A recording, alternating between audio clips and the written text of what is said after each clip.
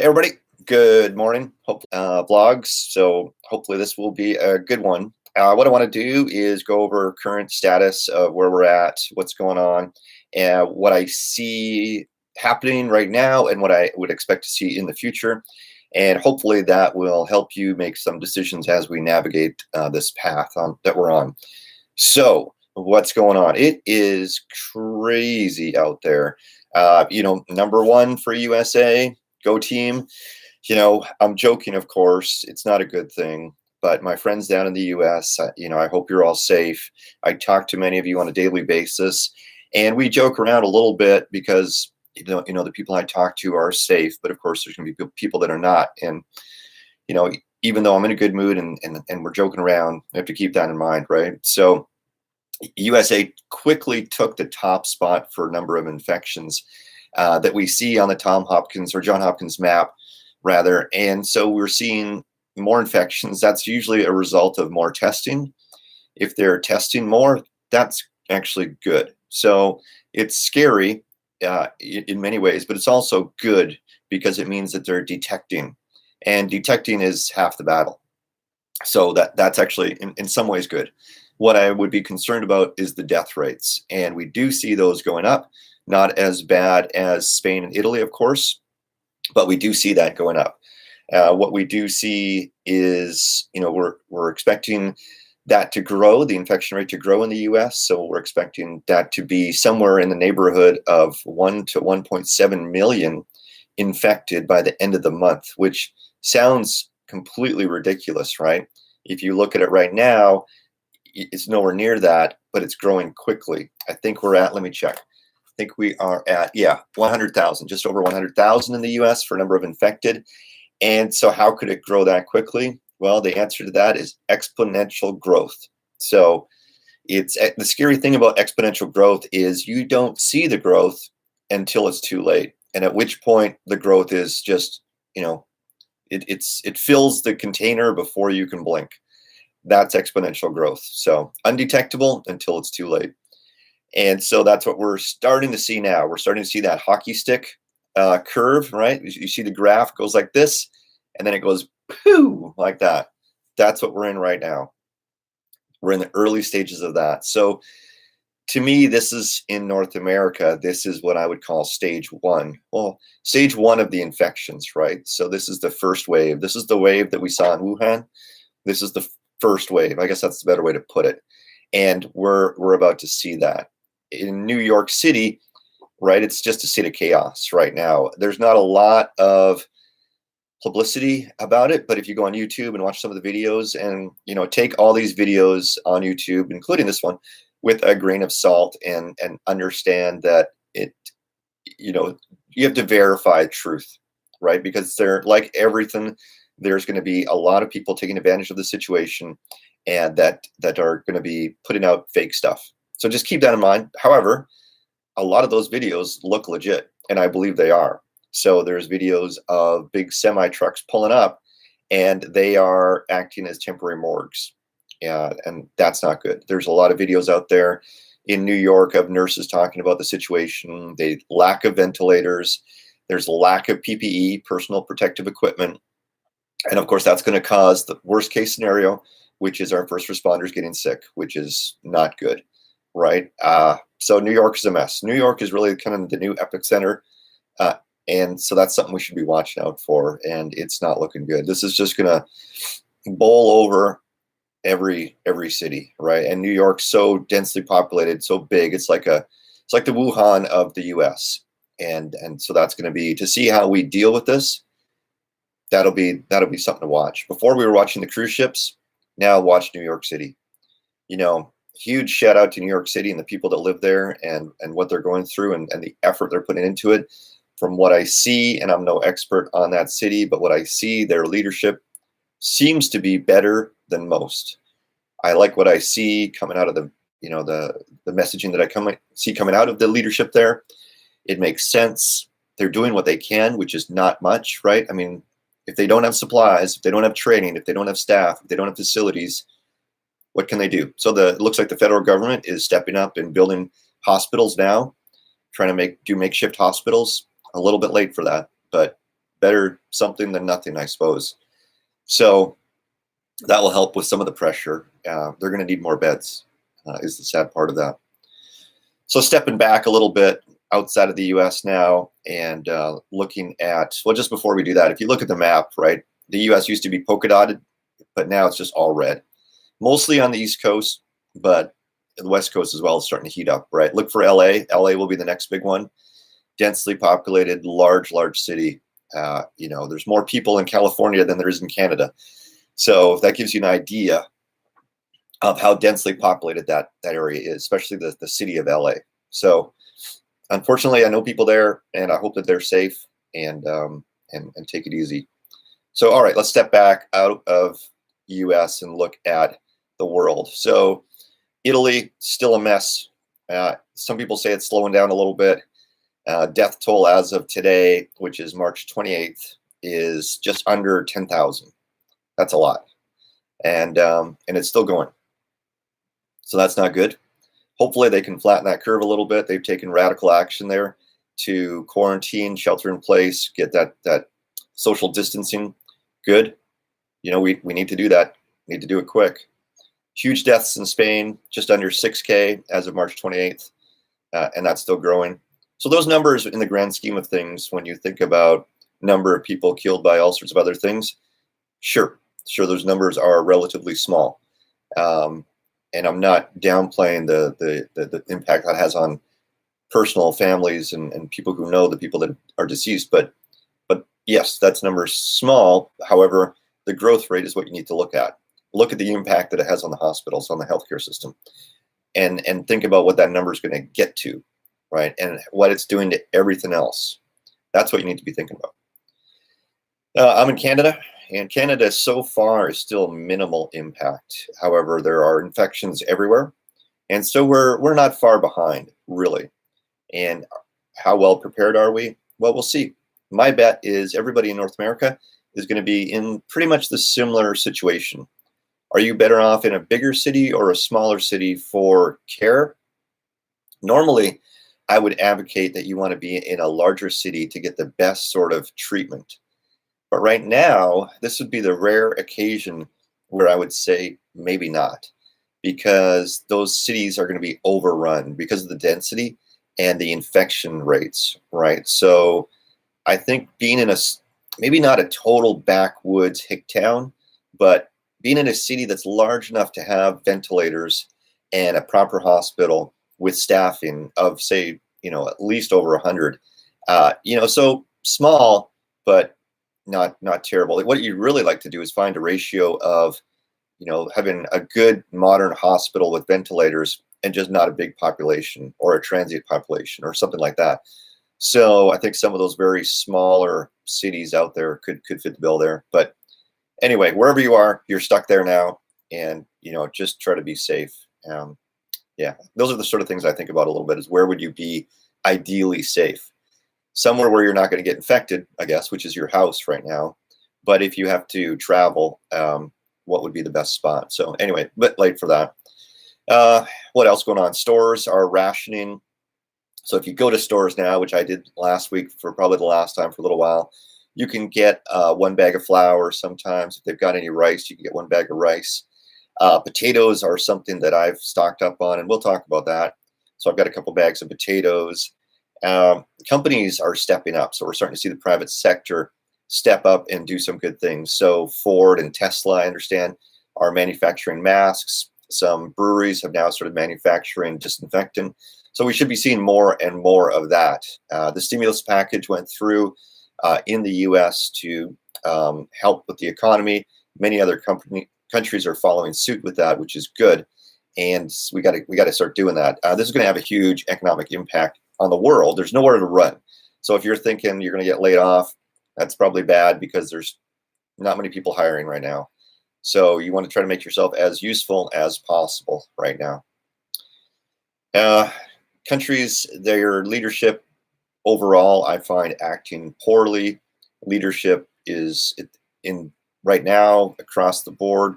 There's some gems. So I like what I see coming out of New York. It's a tough situation. So what do you do as a leader? I think being It's hard to be honest because you don't want to alarm people, but I don't think you need to blame other people at this point. I see people saying that they take no responsibility, that they're doing an awesome job. No, no, you are responsible and you're not doing an awesome job. So that's the fact of the matter. You know, people can step up and do better, and that's what we need right now. I'm not an expert in that, so I can't say what would be the ideal situation. But I think mobilizing the army immediately, having martial law immediately, doing this lockdown immediately, having companies change what they're producing immediately, right? Taking very radical, immediate measures. Because the thing here is, we all want jobs, and we all want to live. We all want to be comfortable. We all want the things that we used to have a month ago. How do you get back to that spot? Well, you wear masks. You have everybody wearing masks, but we can't do that right now because we don't have any. So that's a whole other thing I could talk about. But the other option is just stay home. Well, what about the economy, right? Well, yeah, that's what we're trying to save here, right? So if we all stay home for 2 weeks, 3 weeks, 4 weeks, whatever it takes to really slow this down quite a bit, and we're not stopping it, we're just slowing it down, then some of us can go back to work. Some of us can stimulate the economy again. But if we do this kind of half-ass, where some of us are at home and some of us are not, which is what we're doing kind of now. We're just in Canada, our prime minister's asking nicely, which is so typical Canadian. Could you just stay home, right? Nobody's going to listen to that, right? Last week I went out for a walk because we're allowed to do that, and everybody's outside. Everybody's working. There's road crews out there working on stuff they don't need to be working on. There's all sorts of stuff going on, right? Nobody's paying attention to somebody who asks nicely during a pandemic, right? People want their toilet paper, right? You ask them nicely not to take it, forget it, right? So anyway, stop asking nicely, implement these measures so we can fix the problem, because we're not going to fix the problem unless we do radical measures immediately. You saw what happened in Wuhan, right? That's what they had to do to stop it, right? So I'm not saying we have to be like that exactly. We have to be kind to people. We have to be good to people, but we need to take radical measures right now. That means you have to stay home for a month, and you have to stop whining about how, you know, you miss the office and you don't have anything to do. There's plenty of stuff to do, right? Go read a book, go spend time with your family, right? Go make something, right? Go clean something, go learn something, right? Saying that you're bored and there's nothing to do, well, nobody wants to hear the whining, right? So get after it. Anyways, all right, what comes next? So I went to Costco the other day, and I think that was a pretty good indicator to me of what comes next. And kudos to Costco. As much as I don't like your brand, as much as I don't like the fact that you treat everybody like a criminal when they leave your store, kind of this guilty until proven innocent thing that you do with my receipt, and you look at my cart and make sure I didn't steal anything. To me, that's, you know, the biggest insult you could possibly give me as a customer.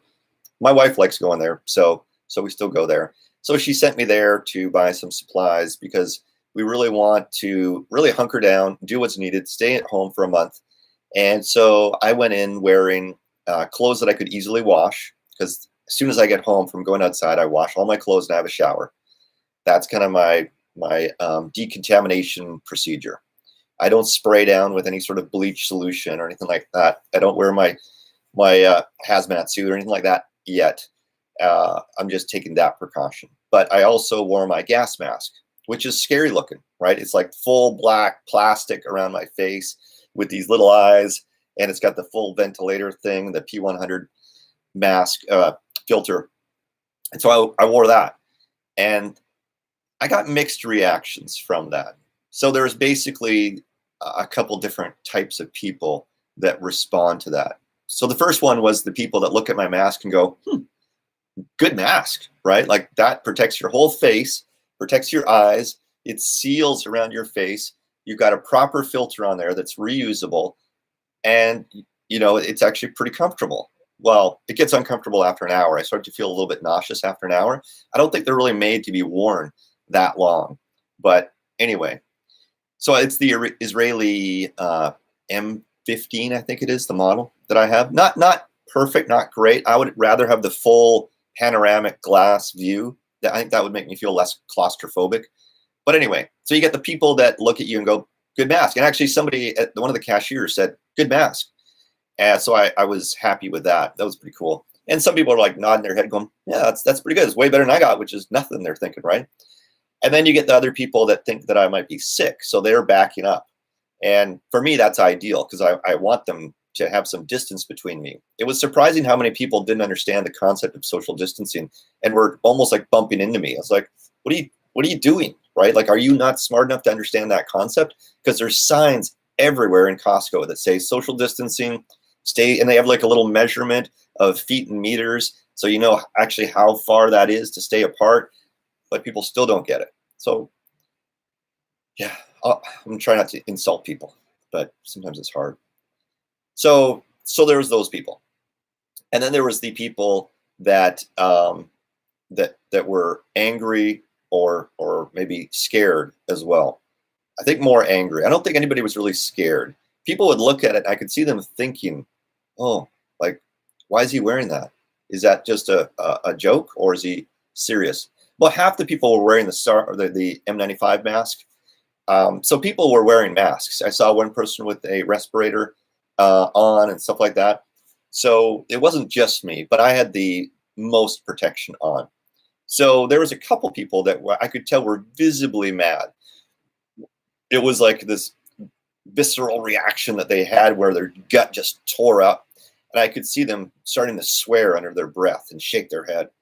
And so those people I made eye contact with and actually kind of walked towards. And right away they would look down and just be quiet. And not trying to intimidate them or anything, but I really want to understand and get a little closer to what was going on there. What were they mad at? Were they mad at me because I had better protection than they did and they didn't bother to buy a mask? I think there's definitely some psychological underlying thoughts on that or feelings that they're probably having with that.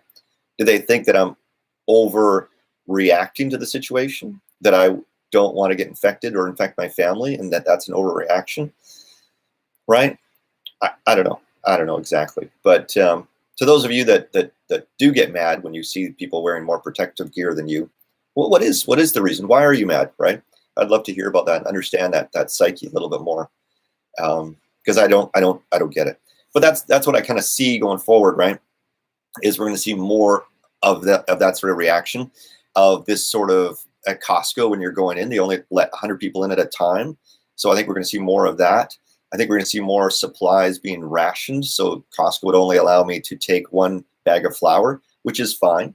One of the things that I see stores doing now, which is amazing and awesome, is allowing older customers to go in first. So if you've got some sort of special need, or maybe you're of older age and you need a little assistance and you don't want to stand in the lineup for an hour because of those things, not because you're lazy, but because of those things, they're going to let you in early.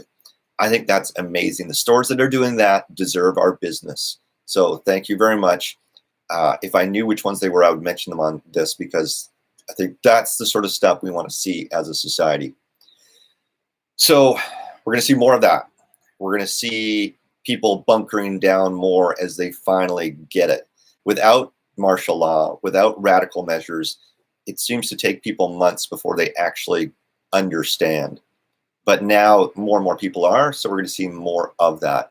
The long-term schedule here, because we've been doing this half-ass, I think this is going to last multiple months, not weeks. We are not going to be in a good situation for months. So people are saying April, no, try again because you half-assed it, right? If we'd done it properly, we could have been done really quick, like we saw in Wuhan, right? But we didn't, so we won't. So we can enjoy this sort of lifestyle for a while longer. What we'll see in China will be really interesting because they're forcing people back to work. They're placing the economy over their people, which is what they typically would do, right? And most countries will probably try to do that as well if they can. So what we'll see is the second wave there. We're in first wave, we'll see second wave there, where infections, because it's not gone from anywhere, right? It's not like China eradicated it from their whole country. No, it's still there. And none of their numbers are real because if you compare their numbers to, say, Italy, like they're way off. So a lot of people died in China so far, probably millions. And what we're going to see now is it come back, and probably in a more wider way across China, I would expect. So over the next month or two, that's what they have to look forward to. And how they handle that is going to be interesting. I think they already have a lot of protocols in place. So that'll be interesting to see how they ramp up across the country. But that's what we have to look forward to there, much like we're seeing here in North America now, because yeah, they're going to open it up a little bit more, kind of open like what we are. And that'll mean infection spread again. So that's it. That's what we have to look forward to. If you don't already have everything you need to bunker down for a month or so, I would recommend you get that stuff. Right now is probably, like, it's never a good time now to go out and get it. If you do go out, follow the protocols, right? Wear all the PPE that you have. Wear goggles, wear sunglasses, whatever you've got to cover your eyes. Of course, wear a mask. If you don't have a mask, put a scarf around your face or whatever you can do to protect the inhaling of the particles. Would a scarf work very good? No, it's not going to work very good at all. Is it better than nothing? Yes, provided you know how to remove it. So if you don't know how to remove the PPE, you need to Google that, because removing it, of course, can cross-contaminate you, and you want to be careful of that. So you want to pull it away from your face. You want to be careful how you're touching it with the gloves. Watch the video on the gloves on how to do that. I have a video on gloves on how to do that. So watch that, watch somebody else's, get familiar with how to remove that stuff, how to put it in a biohazard bag, and how to dispose of it. So do that, shower, wash your clothes. Washing clothes is pretty effective against this, so you can do that on a regular basis. But kind of foods you want to look for are things that will keep. So canned foods, for sure. Don't forget things like salt and sugar. Everybody needs salt, right? So, of course, be careful how much you take. But things that I like are things, whole foods. I have a bunch of eggs in the fridge, so I bought, I don't know, like 8 dozen eggs because I eat a lot of eggs for my protein. I also bought protein powder because that keeps a long time. So that's a great way to ensure you're going to have protein for a long time. I also bought a lot of carrots and potatoes and onions and garlic, because those are all super foods to eat. You can cook them in so many different ways. Like carrots, you could eat raw. It's great as a little snack. Just throw away the potato chips, have a carrot, right? You can grind them up and put them in like a shepherd's pie, a stir fry, right? You could put them in a salad. So those are the sort of foods that I want, because they'll keep a long time. They're super healthy. They're super versatile. So go buy a bunch of those sort of things. Vegetables are fantastic. Put them in a cold area, in an area where they're not getting sun. Your garage, if you've got one, is great. In a big cardboard box somewhere where it's cool is, that's the next step, next thing you could do. But something like that. Canned foods, you could do that. Fruits are going to go bad a little faster, but if you're out, buy some bananas, buy some stuff like that, some oranges, get some vitamin C going on. Oranges last a little bit longer, so that's not too bad too. You can keep some things in the fridge if you've got room. That will help as well. Get some vitamins, get some Tylenol, get all that stuff that you're going to need for your medical supplies as well while you're out if you don't have enough. But the clock's ticking, right? You don't have a whole lot of time. The situation's going to get worse. So get what you can now so you can stay at home as soon as possible for as long as possible. And really what I'm recommending is, at this point, a month, right? Minimum. So I know it's hard to stock up on food to last you that long. Buy a big bag of porridge, right? If you don't like porridge, I'm sorry, but porridge lasts forever. You can eat it for your breakfast. You can even eat it for lunch. Throw some fruit in there. Throw some dried nuts, dried fruit in there, right? That lasts a long time. So when you're looking for stuff like that, dried noodles last a long time, right? And buy a bunch of that stuff. Is it going to be the best dining experience for you this month? No, but it's what you need to do. So let's do it. All right, that's it. Hopefully this was helpful, and I'll see you soon. Safe travels.